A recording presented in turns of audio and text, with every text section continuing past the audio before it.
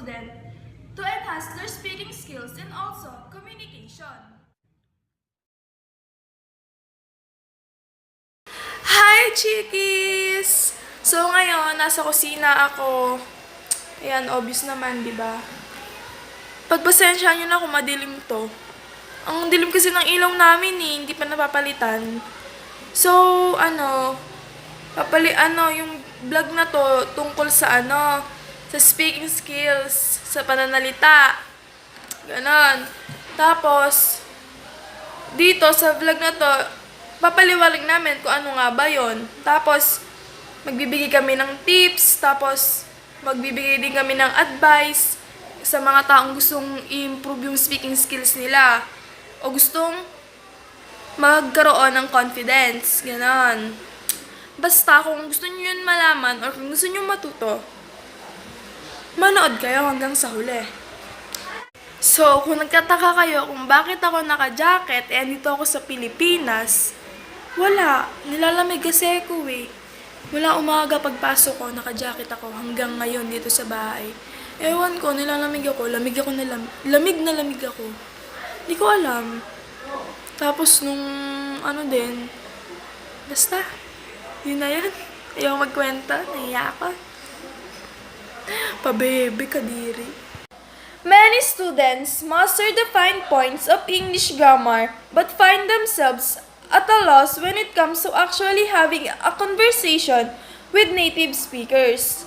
In reality, the only way to develop fluency in speaking is by huge amounts of listenings and then practicing. The following are a few tips for improving English speaking skills. Don't forget that listening is the foundation for speaking. When you also want to practice speaking, here are some suggestions for how to improve English speaking skills. Tip number 1. Find an English-speaking conversation partner. First of all, it's important to find native speakers to practice with. Students who are living around many English speakers may be able to find informal opportunities to chat with neighbors and local business people. Joining a club or a volunteer organization can be a great way to get to know people informally. If that isn't an option, consider hiring a private tutor. A lot of students find and meet with tutors online via tools like Skype or Google Hangouts. Tip number 2. Make sure to listen as well as speak. When practicing with a native speaker, try to balance your listening and speaking. It's a good idea to prepare questions in advance so that the conversation will flow back and forth. If your conversation partner asks you a question and you answer a length, you can always turn the question back to your partner by asking, "What do you think?" or "What about you?" Like that. Tip number 3. Record your conversation practice. Recording is a great way to get the maximum benefit from a conversation with a native speaker. When you listen again, you can evaluate your own pronunciation and notice areas where you need to improve. You can also review the content of the conversation, take notes on new vocabulary or misunderstanding, and prepare questions for the next meeting. Tip number 4. Surround yourself with the English language. Another way to improve your English speaking skills is to immerse yourself in English as much as possible. Watch movies or TV in English, with subtitles if you need them, and watch the same programs over and over. Most people find that they understand more each time. Listening helps you become familiar with the rhythms and intonations of English. Once the sounds are familiar, try imitating them. Number 5. Practice with music and movies. Listen to music in English and sing along. Music is one of the best tools for learning intonation pronunciation. Listening to and singing songs might also help you remember vocabulary and phrases, if the song is easy to understand. And it will help you learn to pronounce English rhythm in a more natural way. By unconsciously imitating the singer, you'll learn to pronounce phrases the way native speakers do. Movies are a much better choice for learning English. You'll learn vocabulary, idioms, slang, pronunciation, and listening by watching movies. Tip number 6. Read aloud. Reading out loud is a great way to practice speaking when there are no conversation partners available. Reading aloud gives you a chance to focus on pronunciation and pacing without worrying about coming up with words. Make sure to practice with material that you can understand. Some students find videos online that have transcript. Many TED Talks or TED Talks, for example, include word-for-word transcript of the talk. By reading aloud from a transcript, you can check your pronunciation by listening to how the speaker says something. And last but not the least, tip number 7. Talk to yourself. Saying your thoughts out loud or narrating your actions can be a very effective way to practice spoken English. By talking to yourself, you can become more fluent in translating your thoughts into spoken words. Practicing alone is also a low-pressure way to practice, since no one will hear your mistakes. Hi! So ngayon, panibago na yung topic namin. So, naririnig nyo naman ang ingay, di ba? Sobrang ingay. EJD Vlogs. So ngayon, mag-i-interview kami about sa how to enhance speaking skills.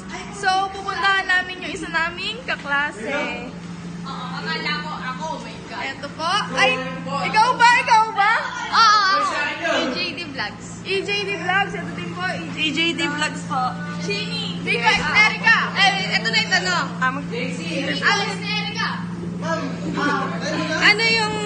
Ano yung masasuggest mo sa mga estudyanteng na nahihiyang magsalita sa harapan ng Biko, maraming tao? Erika Vlogs. Ano lang.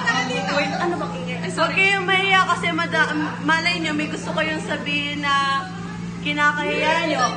Kasi malay nyo, yung sasabihin nyo yun, makakabuti pala sa inyo. Dapat huwag kang mahiya kasi yung kapag nahihiya ka, parang may nasasayan na opportunity. Kung may right man, ito! No, it's okay to be shy because shyness is the step. Ay, mo! Teka, ano masasabi mo? Hintayin ko. Pag? Guys, yung ano yung masasabi mo sa mga estudyanteng nahihiyang magsalita sa harapan ng EJD Vlogs po. Mali mo, yung sasabihin mo, tama pala, di ba? EJD Vlogs daw. Yes, dito nyo. Silang dalawa. Dito nyo ilagay dito. Siya mag-e-edit niya. Bye! So, may isa pa po kami interviewin. O siguro marami pa. Ayan, si Mar. Ang channel niya po, Master. Yung question, wait. Question. Ano yung masasuggest mo sa mga estudyanteng nahihiyang magsalita sa harapan ng maraming tao? Isipin mo na lang kung ang bagay na kung saan ka hindi nahiya o saan ka nasanay. Isipin mo lang yung, for example, isipin mo, lahat ng taong nakakaharap mo, mga itlog. Mga itlog! Kundi Mga itlog daw po, itlog. So, may isa pa po. Ayan po yung nagpapagawa sa amin ng vlog, si Ma'am Karen. Hi, Mika. Hello po, subscribe po kayo sa channel Ay, namin. interview ka namin. Erika Vlogs. Yung tanong ito. Tanong. Ano yung masasuggest mo sa mga estudyanteng nahihiyang magsalita sa harapan ng maraming tao? Learn how to talk instead of speaking. Yun. Yun na yun. Hindi ko po naintindihan.